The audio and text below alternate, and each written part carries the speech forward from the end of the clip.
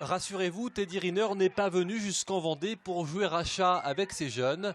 Mais dans le judo, comme dans n'importe quel sport, il faut avant tout savoir se détendre.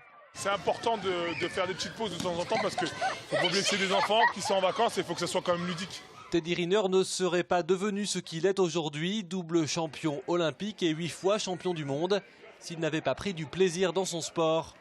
Le plaisir, une notion qu'il répète encore et encore à tous les jeunes qu'il rencontre, comme le leitmotiv de sa carrière, tout aussi impressionnante que le personnage. Ça ferait bien longtemps que j'aurais arrêté et j'aurais pas eu cette joie de vivre, cette façon de m'exprimer sur les tapis. Le plaisir, c'est important de ne pas faire les choses à contre-cœur.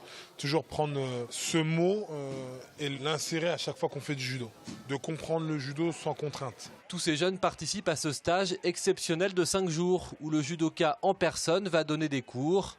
Difficile d'imaginer meilleur professeur pour ces sportifs en herbe qui ce matin avaient tous, sans exception, des étoiles dans les yeux. On était impressionnés, parce qu'il est arrivé en courant, il nous a tapé dans la main. Je pensais pas qu'il était aussi grand que ça. J'étais, on va dire, sous le choc. Déjà, il est connu et c'est la première fois qu'on le voit et il est très grand. C'est la première fois que je le vois en vrai parce qu'on le voit tout le temps à la télé. Et ouais, c'était un peu mon rêve de le voir en fait. Un rêve qui est devenu réalité. Les cours, eux, ont lieu jusqu'à midi en présence du champion qui doit le reste de la journée s'entraîner pour sa prochaine compétition. Le Grand Chelem de Russie en mai, sa reprise depuis les Jeux de Rio.